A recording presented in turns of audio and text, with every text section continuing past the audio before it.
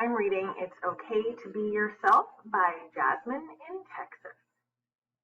Here I am, a bookworm that hardly goes out, has never been to a teenage party before, sticks to herself, and admits she's sort of a nerd, but I'm also one of the coolest nerds you'll ever meet.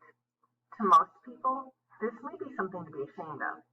And about 2 years ago, I kind of was. But now, when I look back, I hold the description above with a little pride because unlike most people my age, I know a little bit more of myself. I know what I like, not what everybody else likes. I know what I like to do, not what everyone else likes to. I know what my beliefs and morals are, and don't intend to break them over something as trivial as peer pressure. And I'm confident over who I am and where I'm going. To say I'm completely sure of everything about myself would be a total lie. After all, I am just a teenager. But even so, I know the foundation of who I am and where I'm going, and that's a little bit more than most. One of my big beliefs is that everyone should create themselves the way they want to, block out everyone else's nagging opinions, and do what you feel is comfortable.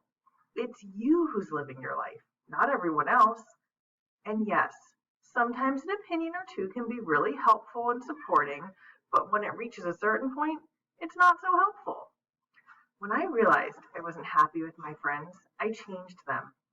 I'll admit that they weren't healthy for me.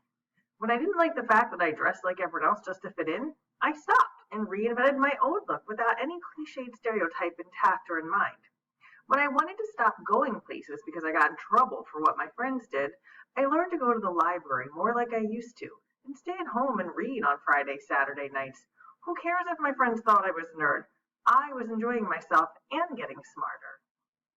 I learned that I couldn't be everyone's friend no matter how nice or charming I was. I also learned that I couldn't make everyone happy.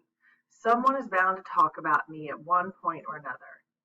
The day that I came up with this realization was the day that I came with many. So the project began.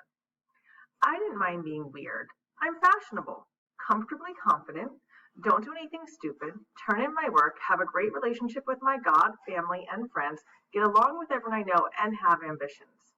I didn't know all of that was a bad thing, so people can call me what they want because that's how they interpret me, not how I interpret myself. I find it interesting how many people copy each other when in the end, no one knows who they are to begin with. In high school, I felt like a lot of people for the most part were clones, and I didn't want to be a part of it.